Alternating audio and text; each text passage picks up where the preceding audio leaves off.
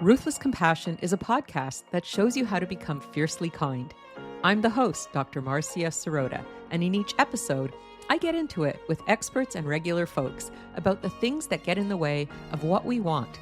Things like addiction and mental health, isolation and loneliness, difficult family and work relationships, and the importance of self-care. I want to help you overcome the obstacles to living your best life, and I want to inspire you to become a powerful kindness warrior. Raj Raghunathan is professor of marketing at the McCombs School of Business at the University of Texas at Austin. He is interested in exploring the impact that people's judgments and decisions have on their happiness and fulfillment. Raj writes about his views on happiness, creativity, and leadership on his popular Psychology Today blog, Sapient Nature. His 6-week-long Coursera course on happiness, A Life of Happiness and Fulfillment, was recently voted the top massive open online course of 2015 and one of the top massive open online courses of all time.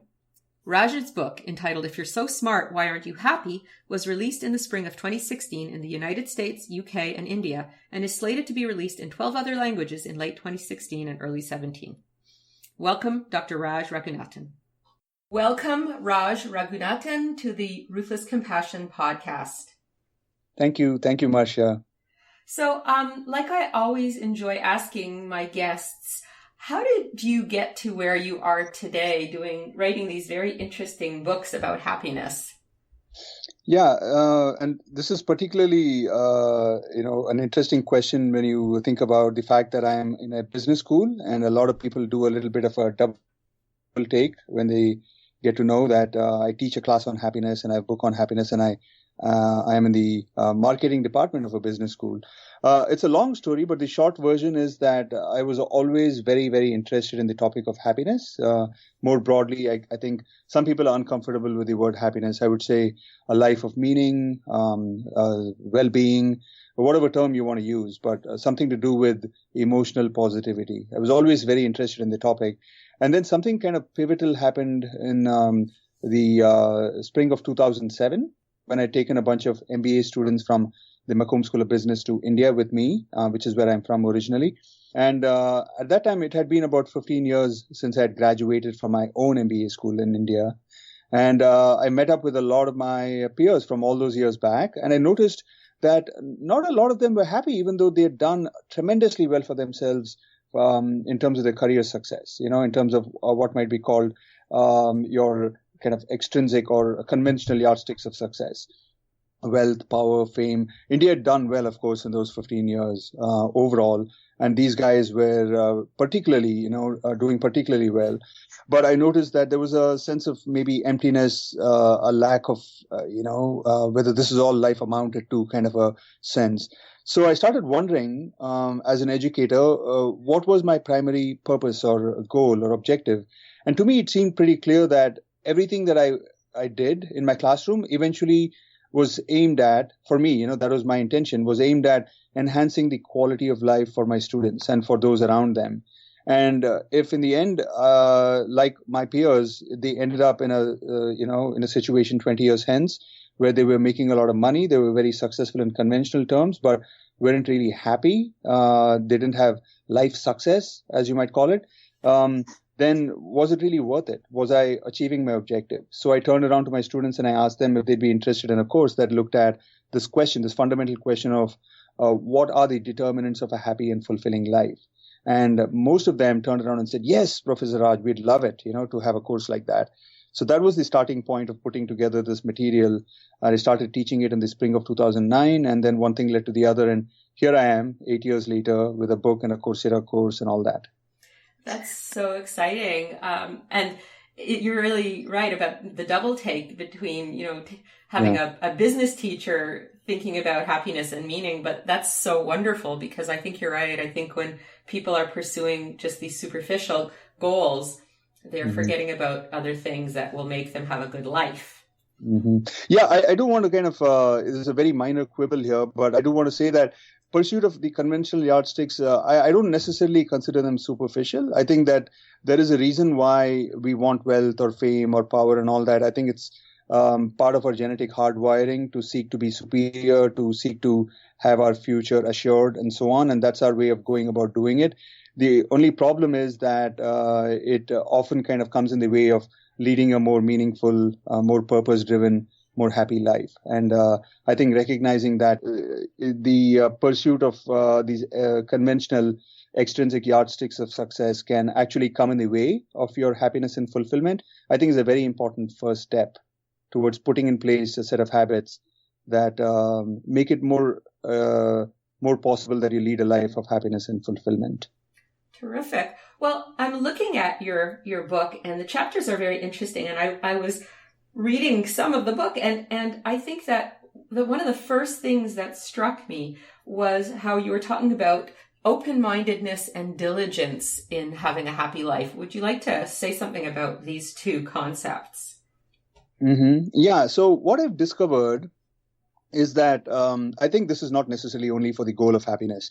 For almost any lofty, worthwhile goal that you want to achieve, including maybe weight loss or what have you, it's very, very important that you're diligent in the pursuit of those, right? I mean, if you're not going to be diligent, then the chances are kind of low that you're actually going to achieve it, particularly if it's a lofty goal.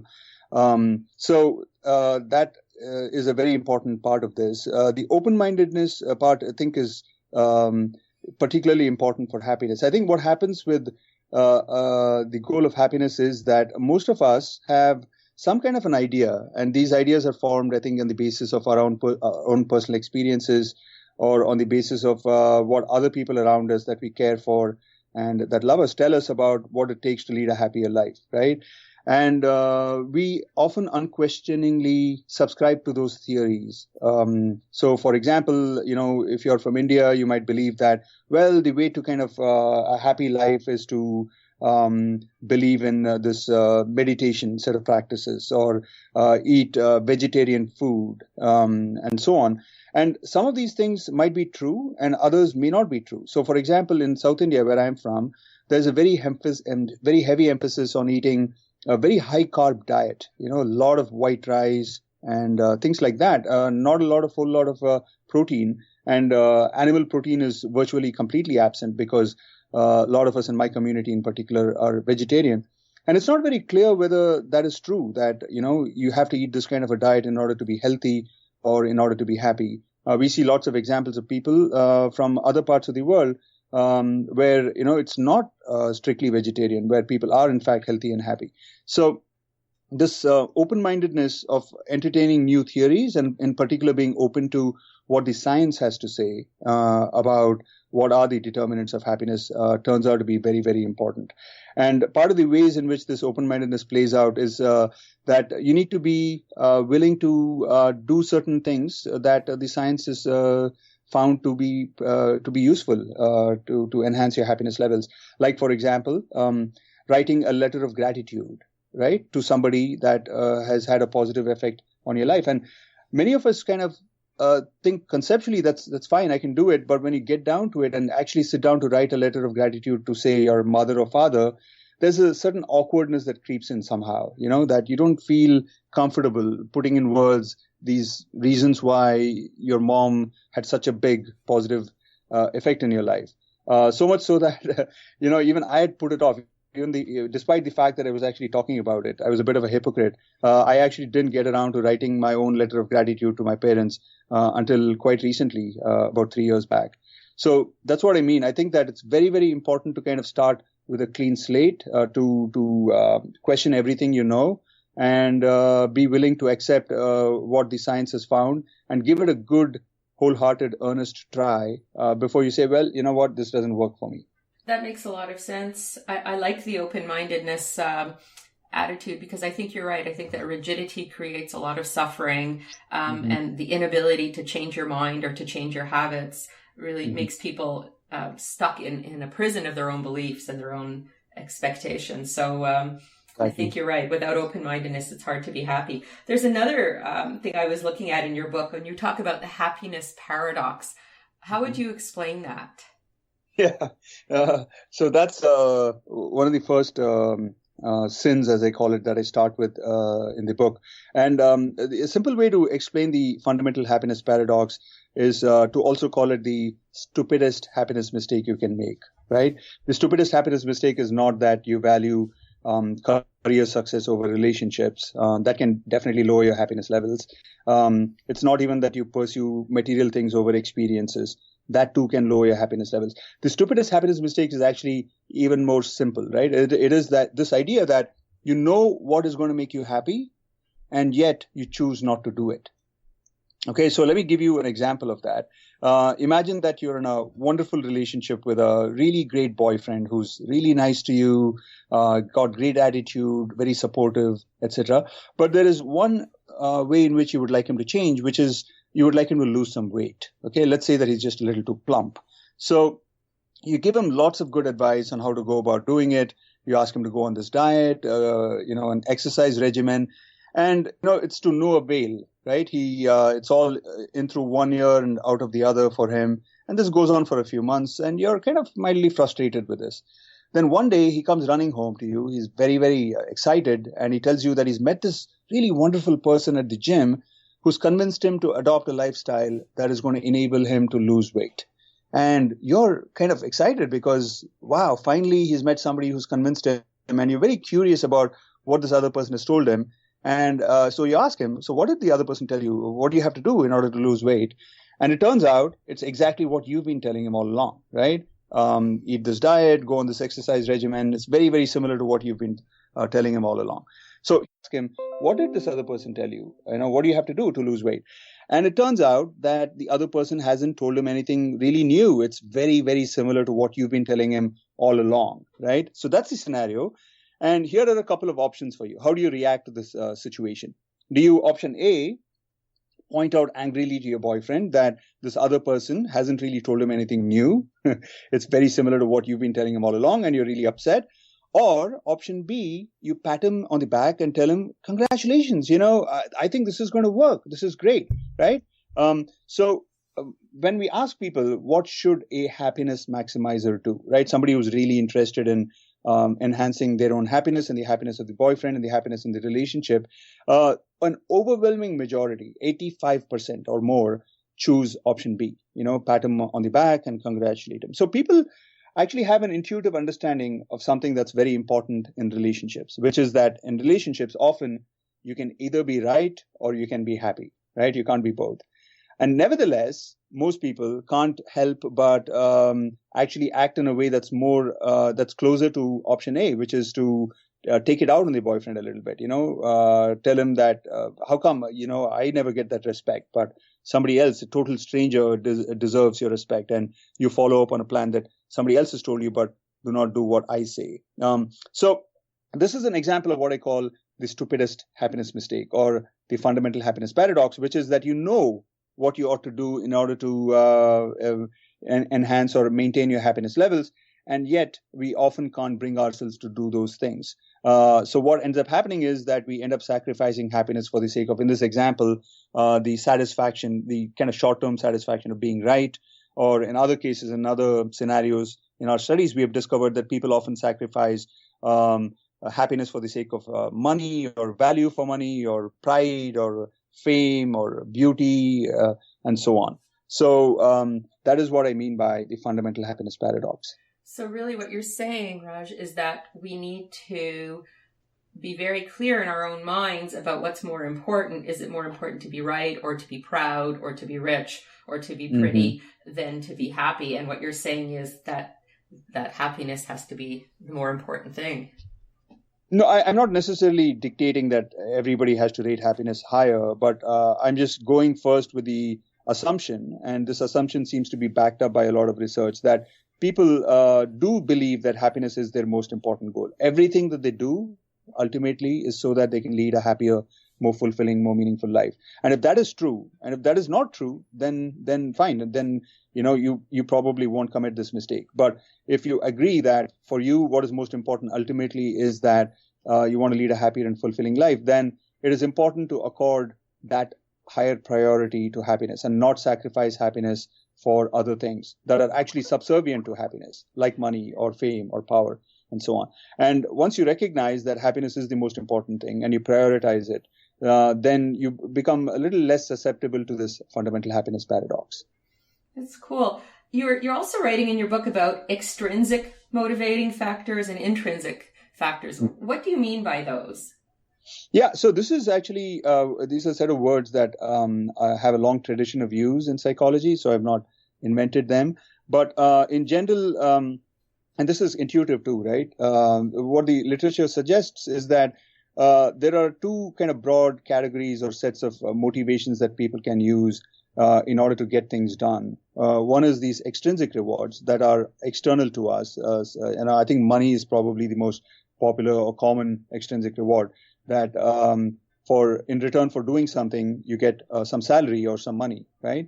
And intrinsic reward has to do with the inherent enjoyment that you get out of doing things. So you would do these things even if you did not get any money for it, right? And if you look at kids, almost all of their actions are motivated by intrinsic rewards because they haven't yet understood what money is. Money is an abstraction, right? It's invented by society, and they have not yet learned the rules of society. So they are not that motivated by extrinsic things. Very rarely are they motivated by extrinsic things. They're much more intrinsically driven in order to do things. And I talk about these two categories of rewards in the context of the second sin that I talk about, which is chasing superiority in particular. If you want, I can talk a little more about it. Yeah, I'd love you to. Yeah, so the idea is this, right? That all of us have a desire to be good at something, be good at, let's say, software programming, if you're into that, or being a good artist, or being a good parent, being a good gardener, what have you. And this desire to be important or good at doing something is actually a good desire. It is what might be called the desire for mastery. You can't really be fully happy if you don't feel that you're good at doing something. Okay, so this desire is actually a good thing for mastery, and there are two kind of broad routes or approaches you can take in order to become good at something. You can motivate yourself to become good at something through extrinsic rewards, through wanting more money, wanting to be famous, wanting power, wanting control, wanting physical strength, and so on and so forth. Or you can pursue these mastery through intrinsic rewards, through doing something that you really enjoy doing, that get you into what the psychologist Mihai Csikszentmihalyi calls flow states, right? So there are two kind of broad approaches, and in general, it's very difficult to kind of only use one approach and not the other. In reality, it's a combination of both, but I think you can argue that people kind of fall into one or the other bucket for the most part, right? That they tend to motivate themselves through extrinsic rewards more often than they do through intrinsic rewards.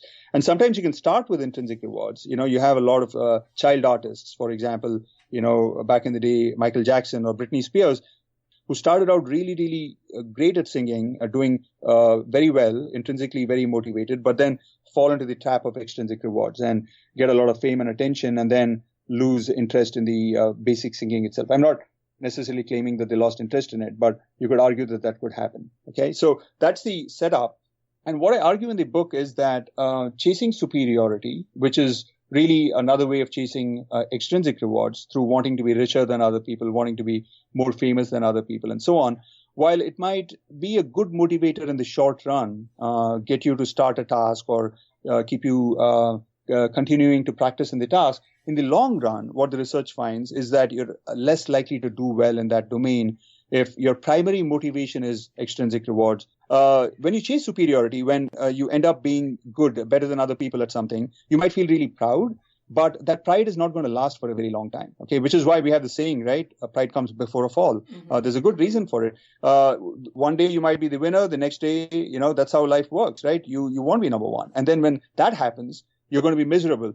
And then the third day, you practice a little bit more, and then you get better, and then maybe you're number one again, then you might feel good. And then fourth day, you might be number two or number three or maybe number 100, right? And feel miserable. So when you chase superiority and extrinsic rewards, you're really setting your life up for a roller coaster ride. You're going to be up one day, down one day, and so on and so forth.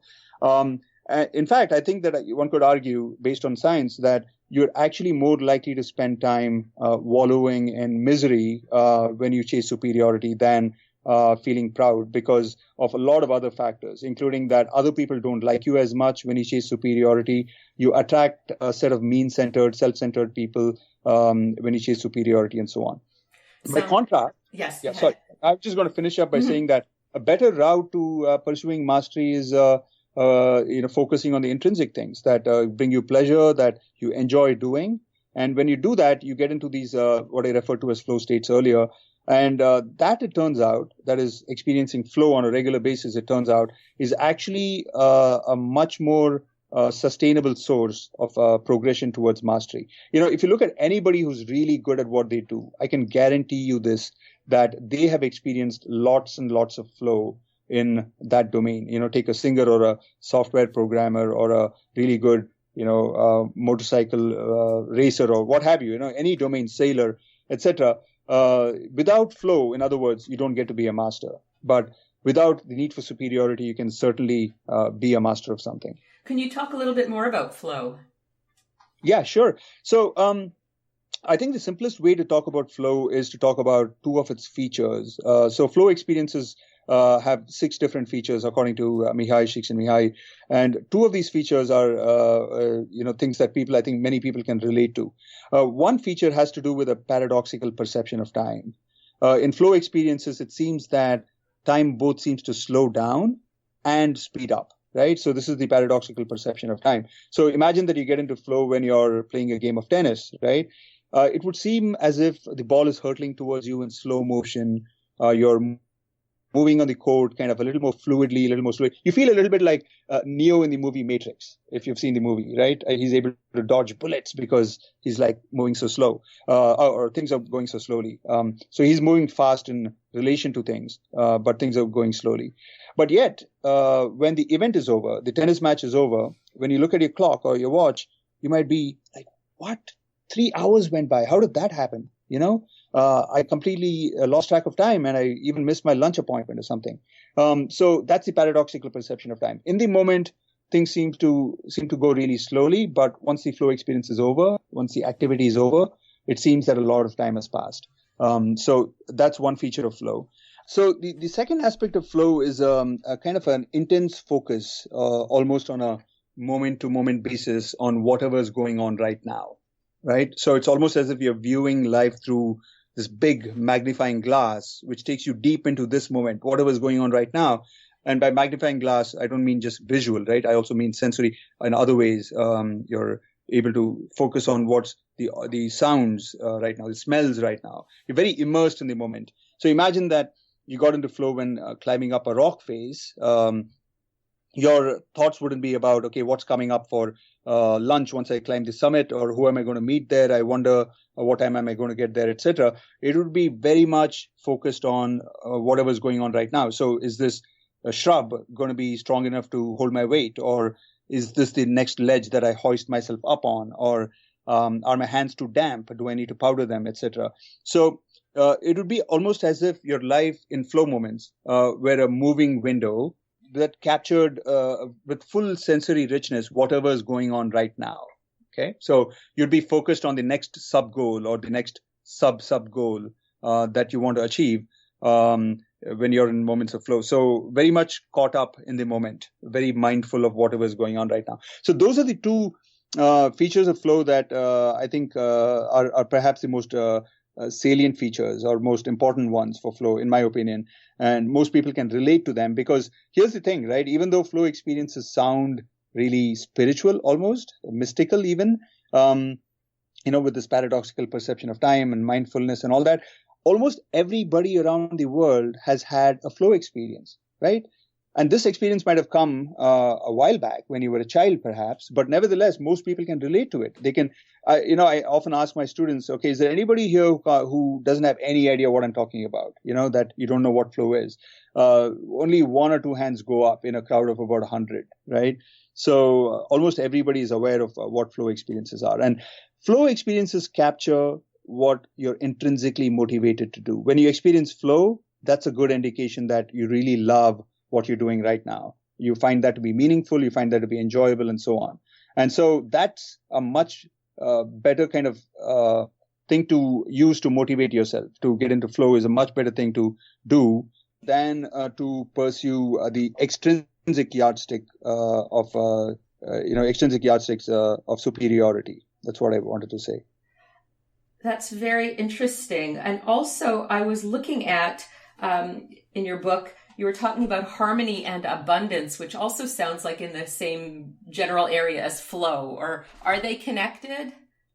You could say they're connected. The context in which I bring up those words, harmony and abundance, is the topic is, what is happiness, right? So this is a very fundamental question that often is a bit of a stumbling block for many people who are interested in the topic, because although broadly speaking, I think almost everybody I've met agrees that, listen, I mean, leading a happy, fulfilling life is very, very important to me.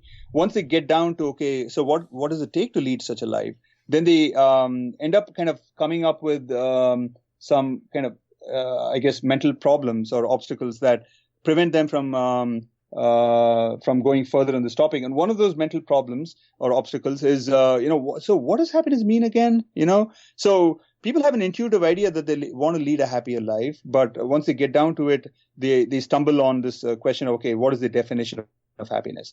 So in that context, I provide some thoughts. And so one way to kind of look at this term happiness is to think of it as a kind of a broad umbrella term that doesn't capture necessarily a specific kind of positive emotion, but it captures several different potential kinds of positive emotions. So, for example, happiness could refer to awe, it could refer to love, it could refer to joy, it could refer to serenity, it could refer to humor, laughter, maybe interest, engagement. Yeah, it could even refer to negative emotions. So imagine that you're feeling stressed out because you're working towards a really lofty goal, right? You're trying to help out poor homeless people in a soup kitchen, which is, really, really uncomfortably hot, and you're right next to the furnace as you're preparing the soup or something.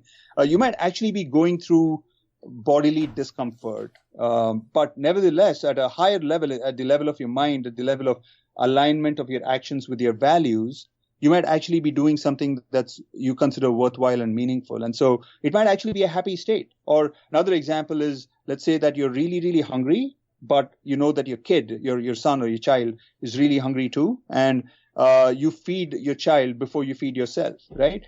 There you're kind of, you're prolonging your physical discomfort, but you're also deriving some higher level satisfaction. So it gets kind of complicated at one level to pin down happiness to a particular kind of emotion or try and define it. But I think that this discussion of, reminding people that happiness is not necessarily just woohoo, like a state of joy, you're jumping around and you're smiling, although it could be, of course, that too. But it also could refer to something that's more spiritual, more transcendental. It has to do with awe or with gratitude and so on. In fact, it could also have to do with something that's maybe not positive at all at the level of your physical kind of comfort. Right. Let me ask you another thing. You were talking about self-compassion in happiness. What is the relationship of self-compassion and happiness? I think self-compassion is a very important element in this story of happiness, in this kind of framework on what it takes to lead a happy and fulfilling life. In the end, you can't really be happy if the story you tell yourself about who you are is a negative one. So you can't really be happy if you don't like yourself, if you don't love yourself, if you don't treat yourself with kindness and passion.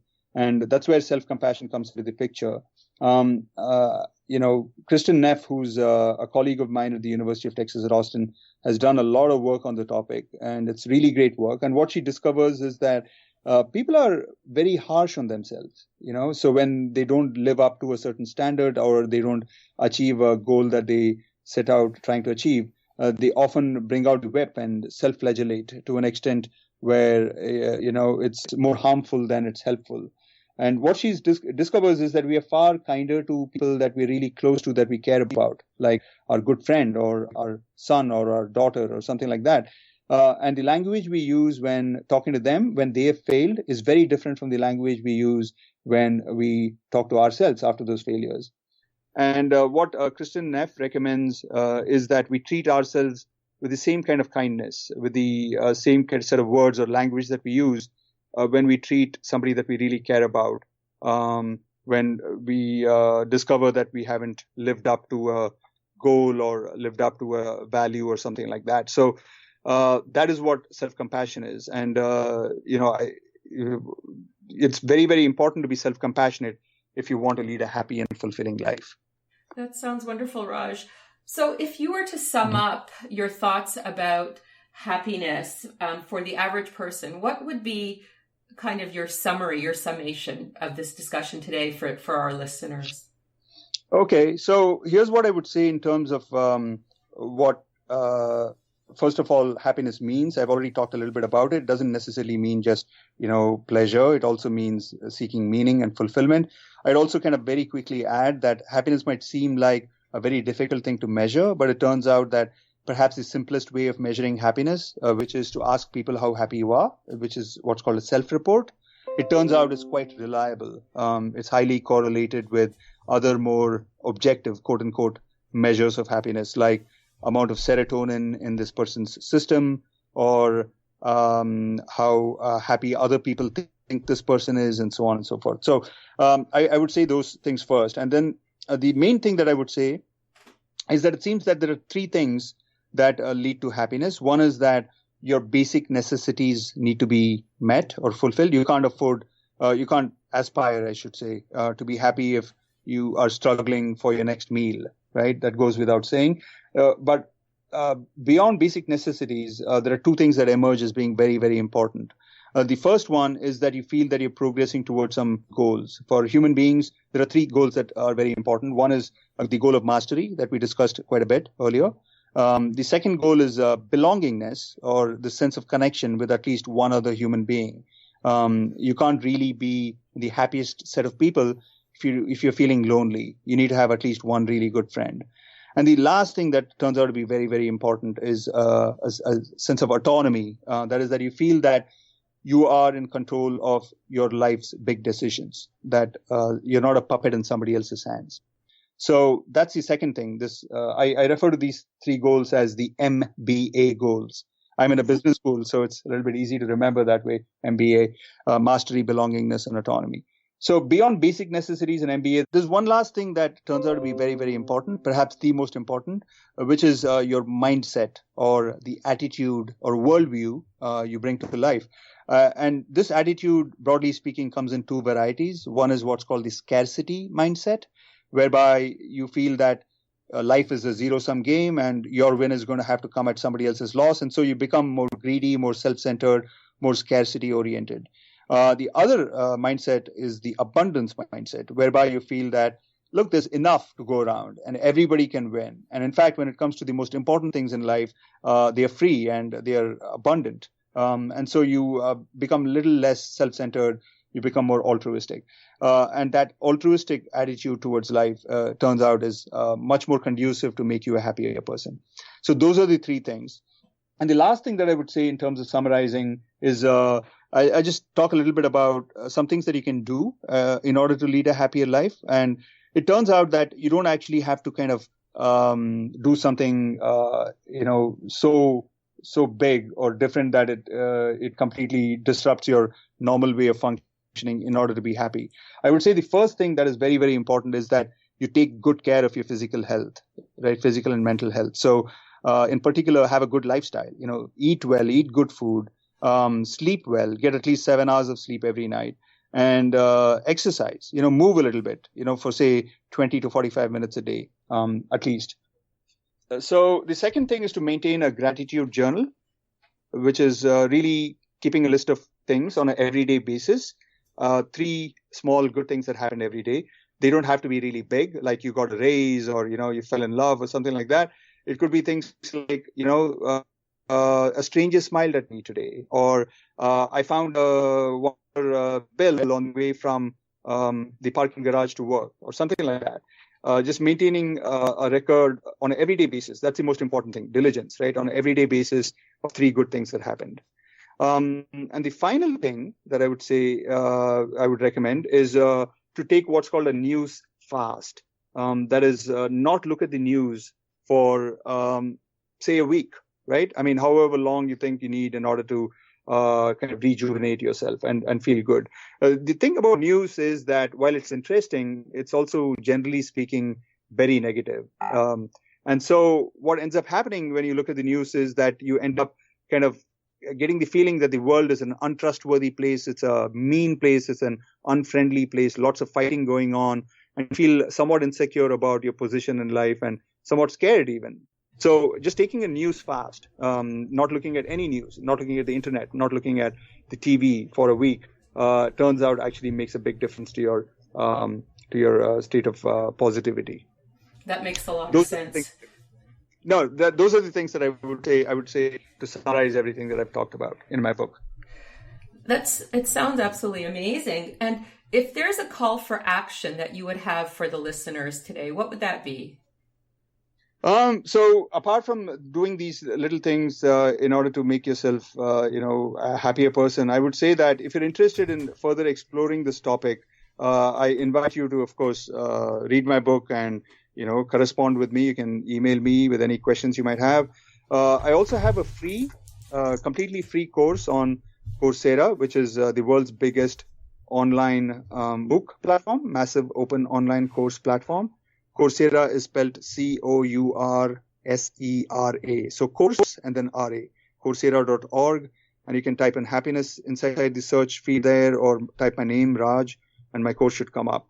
So that's something that you could do. And the final thing that I would suggest for people is to just kind of be open to exploring lots of other resources on the topic of happiness. There's just so many books out there. I would recommend this book called The Geography of Bliss. The Geography of Bliss. This by a guy called Eric Weiner, who goes around the world to all these countries that are happy, not so happy, miserable, for some clues as to why these countries might be happy and why some of these countries might be miserable. It's a good fun read, I would say. That's wonderful. I just want to remind the listeners that the book is called If You're So Smart, Why Aren't You Happy by Raj Raghunathan, and it's on Portfolio Penguin Press. And Raj, where can people find you online?